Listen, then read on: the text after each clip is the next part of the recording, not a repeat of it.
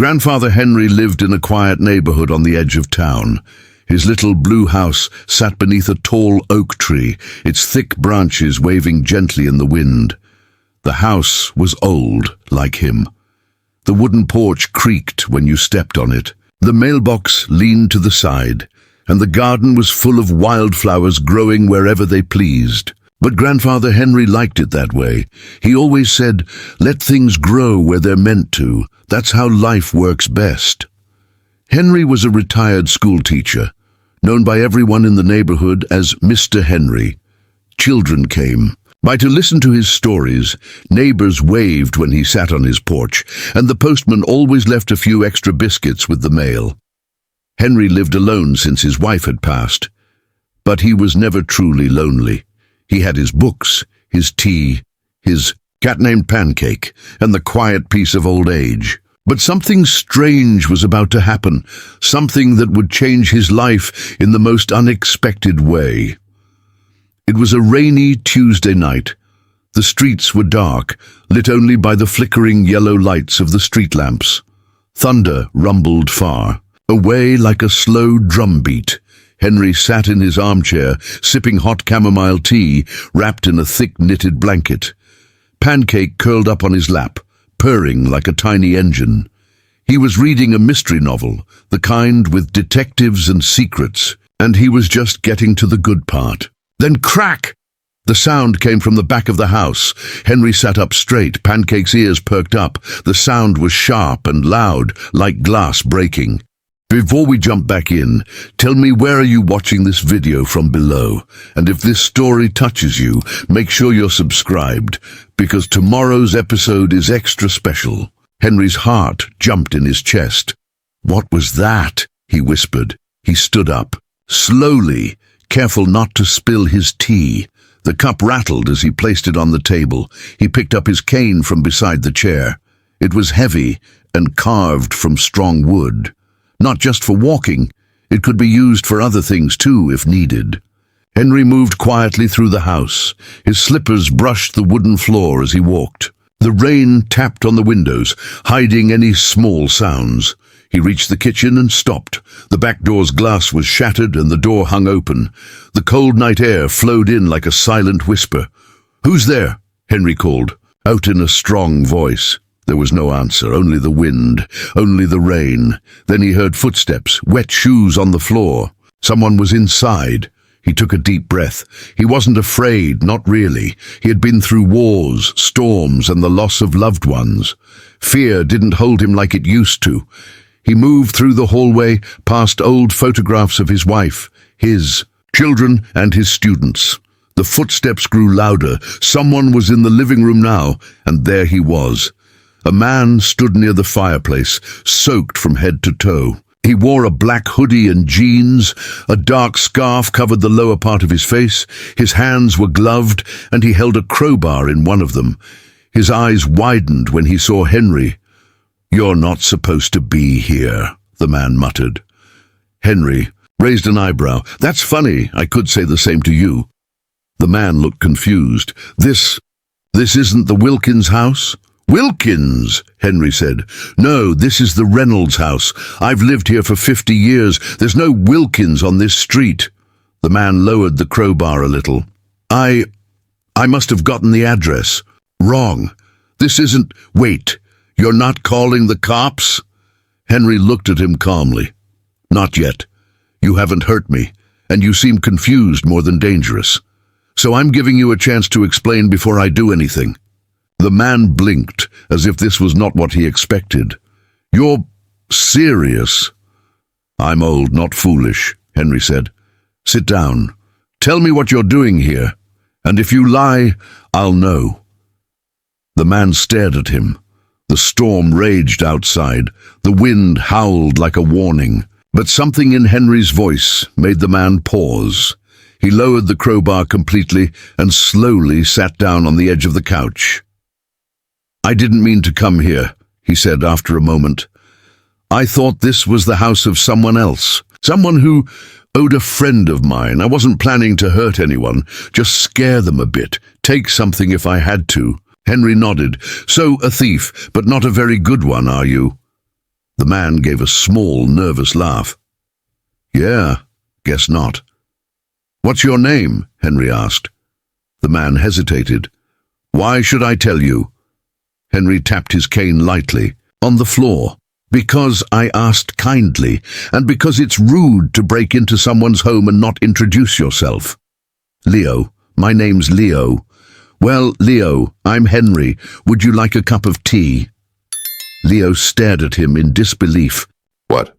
Tea, Henry said, already walking toward the kitchen. You look cold and wet and lost. I can't promise I'll go easy on you, but I can offer you warmth before we talk about your poor decisions. Leo sat in stunned silence as Henry disappeared into the kitchen. Pancake, the cat, had jumped onto the couch next to him and was sniffing his glove curiously. I'm going crazy, Leo whispered. Minutes later, Henry returned with 2 steaming cups of tea. He handed one to Leo and sat across from him, his cane resting across his knees.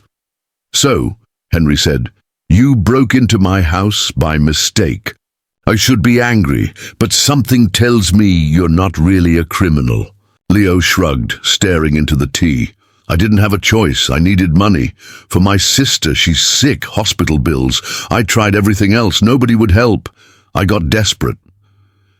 Henry listened quietly. The tea was warm in their hands. The storm outside was still strong, but inside the house, a strange calm had settled.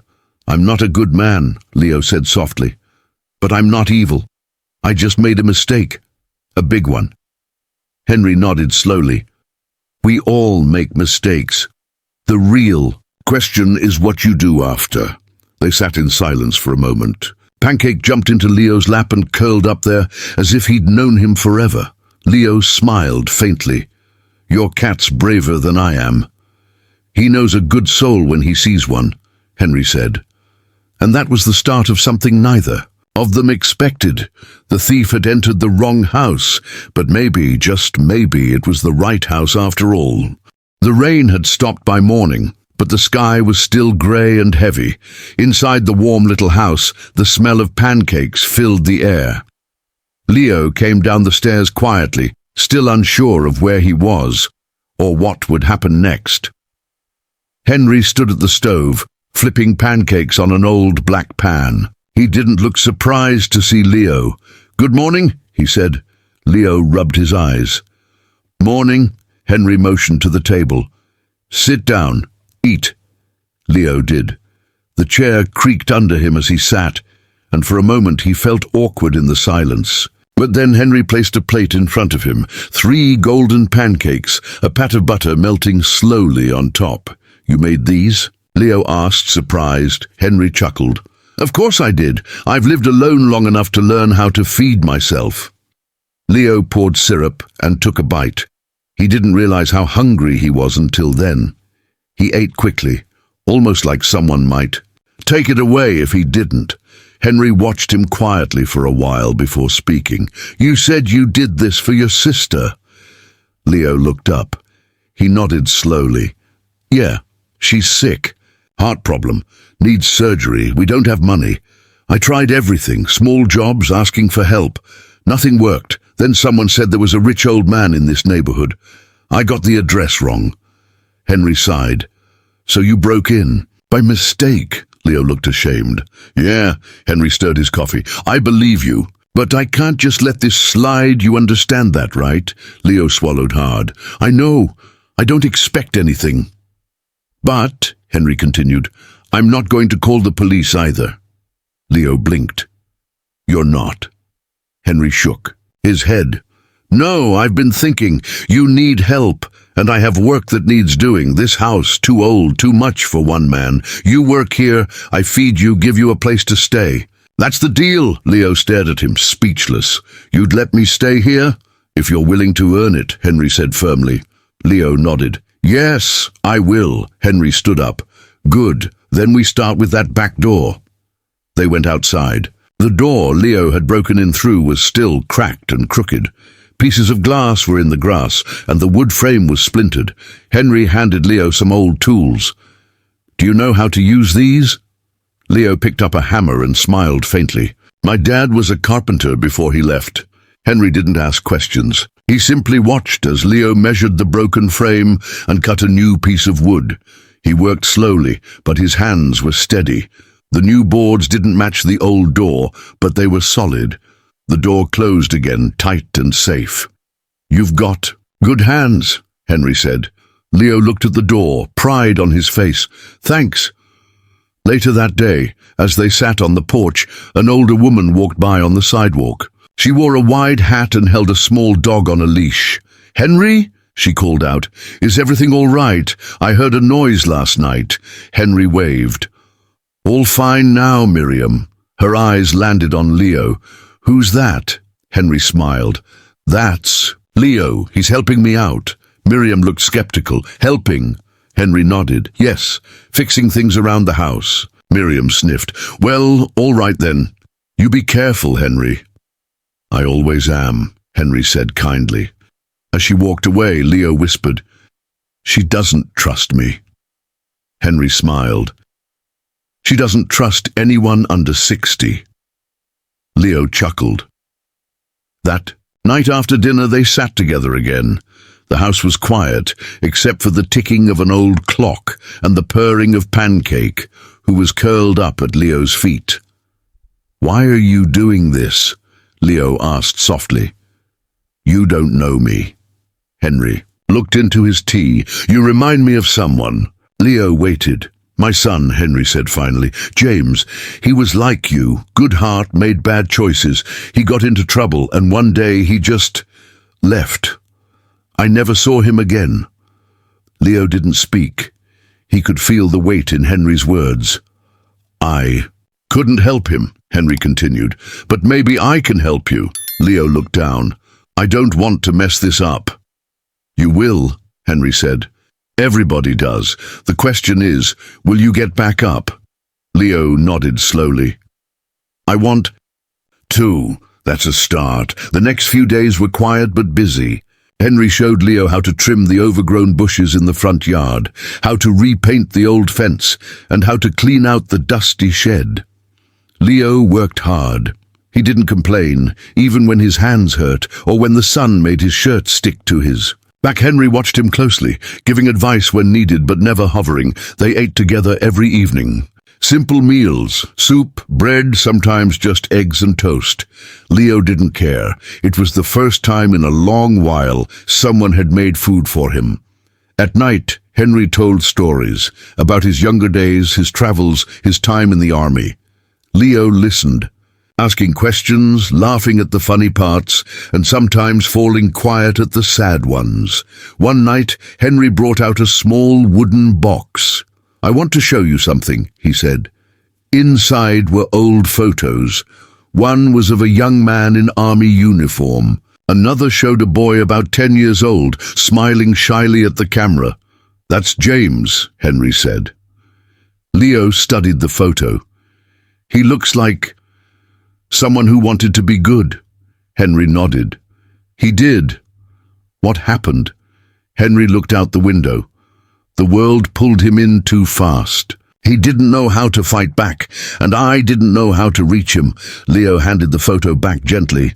"I'm sorry," Henry smiled faintly. "Me too."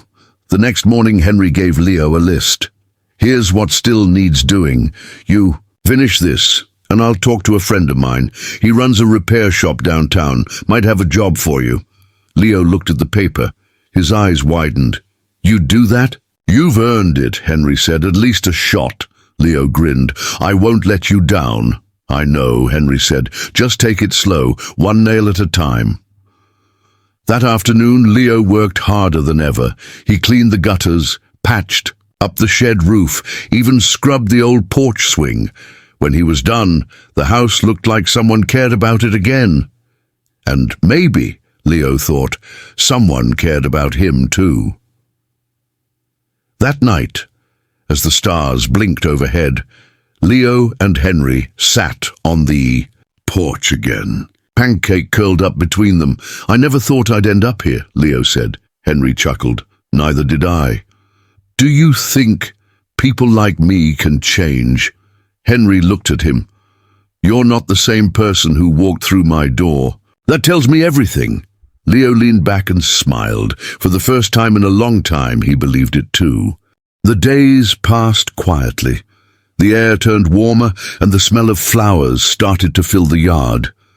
Birds came to visit the feeder Henry had placed by the window, and Pancake the cat spent more time outside, sunbathing lazily on the porch steps. Leo woke up early now, without being told. He cleaned the yard, painted the porch railing, and swept the leaves. Every small task gave him purpose. He felt useful, something he hadn't felt in a long time. Henry would sit outside in his old wooden chair, watching him work while sipping tea. Sometimes he gave advice, sometimes he just nodded, but he always watched. And Leo knew it wasn't just about the job. It was about trust, about rebuilding what was broken inside both of them. One morning, Henry handed Leo a slip of paper. "This is Jim's number," he said. "He owns that repair shop I told you about. He's expecting your call." Leo stared at the number. It felt heavier than it looked, like it could change everything. "You sure?" Leo asked. Henry nodded. "You've earned it." Leo smiled. "Thanks." He called that afternoon. Jim was a gruff man with a deep voice, but he was kind. "Henry speaks highly of you," he said. "Show up tomorrow morning, 8 a.m. sharp. Don't be late." Leo couldn't believe it. A real job, real hours, real pay. He told Henry the news as soon as he hung up. "I start tomorrow," he said, eyes wide with excitement. Henry smiled. "Then you'll need to get some rest tonight." That evening they sat outside once again. The stars were bright, and a soft wind passed through the trees. Pancake sat on Leo's lap, purring as he gently stroked her fur. "I was thinking," Leo said after a while, "maybe after I get my first paycheck, I could send some money to my sister. Help her start her surgery." Henry nodded. "That's a good plan." "I want to fix things," Leo added. "All of them."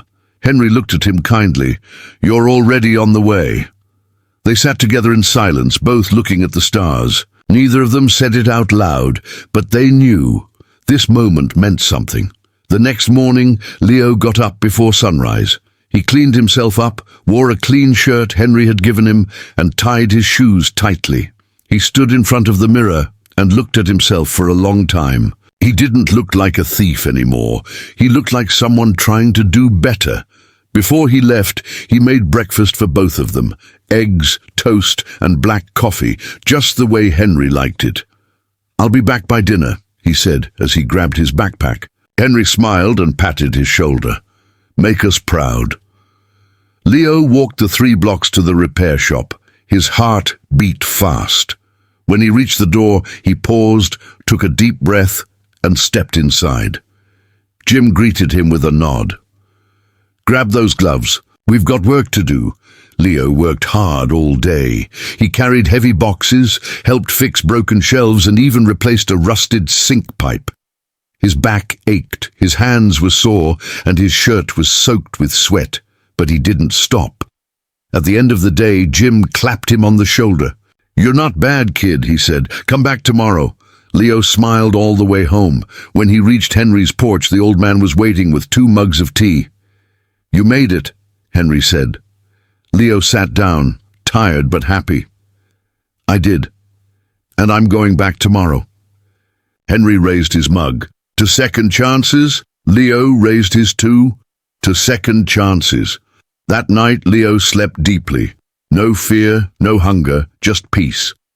But peace doesn't always last. 2 weeks later, something strange happened. It was a Saturday morning. Henry had gone into the backyard to check on the tomatoes he'd been growing. Leo was sweeping the porch when a car pulled up in front of the house. It was a black car, fancy-looking, shiny, out of place in the quiet neighborhood. A man stepped out. He wore a dark coat and sunglasses. He looked around, then walked toward the house. Leo froze. Something about the man felt wrong. "Can I help you?" Leo asked. The man took off his sunglasses and looked Leo up and down. "I'm looking for Henry Willis," he said. Leo frowned. "Why?" The man smiled, but it didn't reach his eyes. "Just an old friend. Tell him Marcus came by." Henry returned to the porch just then, wiping dirt off his hands. When he saw Marcus, his expression changed. His eyes narrowed. His body stiffened. "Leo, go inside," Henry said firmly. Leo hesitated. "Now," Henry repeated. Leo obeyed, but he stayed near the window, watching carefully. Marcus and Henry spoke in low voices. Henry's hands were clenched. Marcus kept smiling, like a man who had the upper hand. After a few minutes, Marcus got back into his car and drove away. Henry came back inside. He looked tired. "Older. Who was that?" Leo asked. Henry sat down heavily in his chair. "Trouble? Do you want me to call someone?" Henry shook his head. "No, he won't do anything yet." "Who is he?" Henry was quiet for a long time. Then he said, "He's the man who ruined my son." Leo's eyes widened. "What?" "James got involved with Marcus years ago. Gambling, drugs, easy money. That's how it started. Then it got worse, much worse. I tried to get him out, but it was too late. Marcus had him under his thumb." Leo didn't know what to say. "He came back today because he thinks I have something of James's," Henry continued. "Money, a notebook, who knows? But I don't." "Will he come back?" "Maybe." Leo looked out the window, jaw tight. "If he does, I won't let anything happen to you." Henry looked at him, surprised. Then he smiled. "You sound like family." Leo looked away but smiled too. "Maybe I am." Days passed, and Marcus didn't return. Leo continued working at the repair shop, saving money. He had already sent part of his first paycheck to his sister. Her reply letter made him cry. "I'm proud of you. I knew you were still good inside."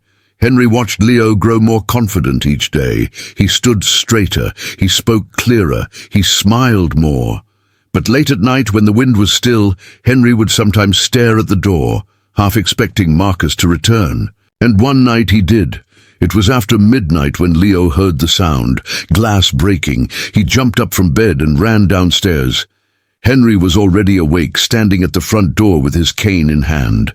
"I told you," Henry said quietly. He'd come back. They crept toward the back of the house. There, in the kitchen window, was Marcus. He had broken the glass and was reaching in to unlock the door. Leo moved quickly. He grabbed a frying pan and slammed it against the counter to make noise.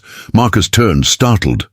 Before he could do anything else, Leo opened the door suddenly and shouted, "Leave now, or the police will be here in 5 seconds." Marcus hesitated, but Henry stepped forward, lifting his phone. "Try me," he said. Marcus looked at them both. For the first time, he seemed unsure. "You're both fools," he hissed. "This isn't over." Then he turned and ran. Leo locked the door again. His heart was racing. Henry slowly sat down in a chair, breathing heavily. "You okay?" Leo asked. Henry nodded. "I'm fine. You were fast." Leo grinned. "You were braver." They sat together in the dark kitchen, the broken window letting in the cool night air. But they were safe. Together. Henry looked at Leo and said, "Maybe you didn't pick the wrong house after all." Leo smiled. "No, I picked the right one." And he knew without a doubt that he was home. It had been 2 days since Marcus tried to break in. The kitchen window was still covered with cardboard and tape. Leo had placed a broomstick against the door just in case. Henry hadn't said much about the night, but Leo could tell it had shaken him. The peaceful feeling in the house had been cracked, like the broken glass Marcus left behind. But neither of them said it out loud. Instead, they worked. Leo fixed the window frame the best he could with leftover wood and Henry's old tools. He promised to buy proper glass once he got paid again. Henry helped by holding the ladder and giving advice, his voice a little steadier now. When it was done, they stood back and looked at the patched-up window. "Not perfect," Leo said, "but it'll hold." "Sometimes," Henry said. "That's enough." That evening, Leo cooked dinner, grilled cheese sandwiches and tomato soup. Henry took the first bite, then smiled. "I think you've been holding back on your cooking skills." Leo laughed. "I learned it from my mom." "Back when?" Things were normal. Henry didn't press him. He just nodded and took another bite. After dinner, they sat in the living room watching an old black and white movie. Pancake slept between them on the rug, her little belly rising and falling. Henry suddenly said, "You know, we can't ignore Marcus forever." Leo looked over. "You think he'll come back?" Henry's eyes were on the screen, but his mind was somewhere else. "Men like him don't like to lose. He thinks I owe him something, but I don't." Leo thought for a moment. "What if we give him something?" Henry raised an eyebrow. "You mean give in?" "No," Leo said. "I mean a reason to stop, a message, something that shows we're not afraid and we're not alone." Henry smiled slightly. "You've been thinking like a soldier." Leo grinned. "I've been watching you." They didn't talk more about it that night, but Leo's mind kept turning. The next morning, Leo went to work early. Jim noticed something was different. "You okay, kid?" he asked, wiping grease from his hands. "Yeah," Leo said, "but I've got a question." Jim leaned on the counter. "Shoot." "Do you know any security guys, like cameras, alarms? Maybe someone who used to be in law enforcement?" Jim squinted at him. "You getting into trouble?" Leo shook his head. "Just trying to keep trouble out." Jim nodded slowly. "I know a guy. He owes me a favor. Want me to call him?" Leo smiled. "Please." That afternoon, a man named Greg came by Henry's house. He had short grey hair, a quiet voice and serious eyes. After Leo told him everything, Greg walked around the property taking notes. "You've got weak spots," Greg said, "but they're easy to fix." He set up 2 cameras, one in front, one in back. He installed a simple alarm system on the doors and windows. He even gave Henry a small button to press in case of emergency. "No charge," Greg said. "Jim told me what this is about. I don't like bullies." Leo shook his hand. "Thank you." That night, Leo told Henry the full plan. "We don't wait for Marcus. We record everything. If he comes back, we call the police right away." Henry agreed. "No more hiding." A week passed. The air grew hot with summer. Henry's tomatoes began to ripen. Leo sent another envelope to his sister. More money, a letter, even a small drawing of Pancake. Work at the shop continued. Jim let Leo help with more advanced repairs, engines, wiring, even welding. "You've got a brain on you," Jim said. "Maybe I'll train you to take over one day." Leo couldn't believe it. He grinned all the way home. When he told Henry, the old man just nodded proudly. "Told you, second chances." But that night, it happened again. 4:47 a.m. The camera motion light in the backyard switched on. The alarm gave a single quiet beep. Henry and Leo were already awake. Sleep came light these days. They looked at each other. No panic, just calm action. Leo pulled up the live camera feed on his phone. A shadow moved near the shed. "It's him," Leo said. Henry pressed the panic button. A small light blinked. Within minutes, flashing red and blue lights filled the street. Leo stood on the porch, arms crossed, as 2 officers walked past him and into the yard. Marcus was caught near the shed, holding a crowbar. He didn't resist. They walked him past Henry and Leo. Marcus glared. "You think this ends me?" he hissed. "No," Henry said. "You ended yourself." The police took him away. It was over. The next morning, neighbors stopped by one. Miriam brought cookies and her little dog. "I always knew something strange was going on with that man. You 2 were brave." Another neighbor offered to help replace the broken boards on the shed. A teenager from down the street asked if Leo could teach him how to fix a bike. Leo smiled. "Sure, bring it by." Henry watched from the porch, silent, peaceful. Later that day, a letter arrived in the mailbox. It was from Leo's sister. The envelope had a hospital stamp on it. Leo opened it slowly, hands trembling. Inside was a short note. "The surgery is scheduled. I'm scared, but I'm happy. You gave me hope again. I love you, Leo sat down, eyes full of tears. Henry handed him a tissue without saying a word. After a long pause, Leo said, I think I'm going to go see her. Just for a little while. Be there when she goes in. Henry nodded. She needs you. I'll come back, Leo added quickly. This is still home. Henry patted his shoulder. I'll be here. A few days later, Leo packed his small bag. Henry drove him to the bus station. Before Leo got on, he turned to Henry and said, You saved me. Henry smiled. You saved yourself. Leo reached into his pocket and handed Henry a folded piece of paper. What's this? Henry asked. Leo smiled. It's a drawing, something I made for you. Henry unfolded it. It was a picture of the house, his house, with green vines on the walls and Pancake sleeping on the steps. And there was Henry on the porch, and Leo beside him. At the bottom were the words, the right house. Henry's eyes misted over. Thank you. Leo hugged him. I'll be back. Then he turned and boarded the bus. As it drove away, Henry stood alone on the sidewalk. But not really alone. Not anymore.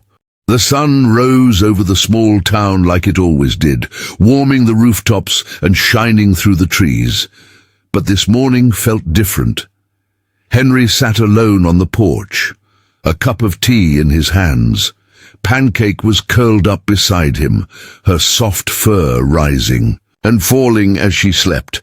The world was quiet again, safe again, but it was missing something or someone. Leo had been gone for almost a month now. He had traveled across 2 states by bus to be with his sister before her surgery.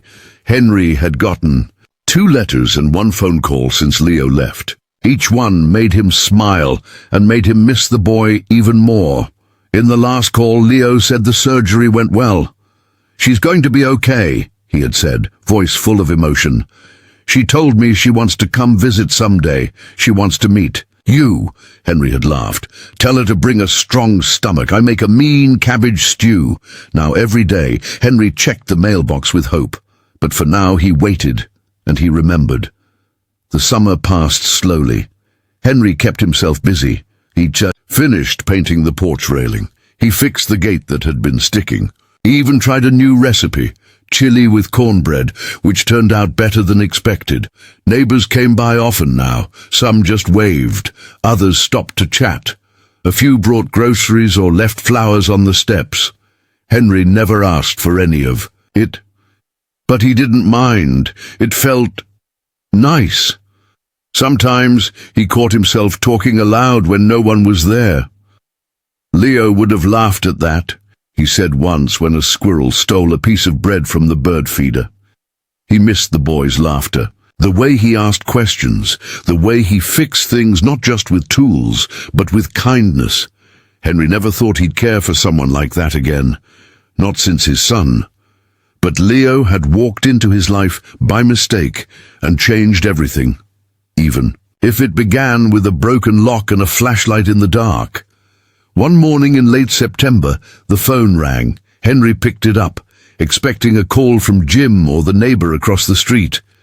But the voice on the other end made him freeze. Mr. Willis, a young woman said. This is Nurse Emily from St. Hope's Hospital. I'm calling about Leo. Henry's heart skipped a beat. Yes, he said quickly. Is something wrong? No, the nurse said kindly. He's fine. But there was an accident near the bus station this morning. Leo wasn't hurt, but his phone got damaged. He asked us to call you. He'll be taking a later bus, but he's still coming home. Henry let out a deep breath. Thank you, he said. Thank you very much. That evening, Henry paced the porch like a nervous parent. Pancake followed him up and down, meowing softly. At last, around 8 p.m., a small bus rolled to a stop down the street. The door opened and a young man stepped off. It was Leo.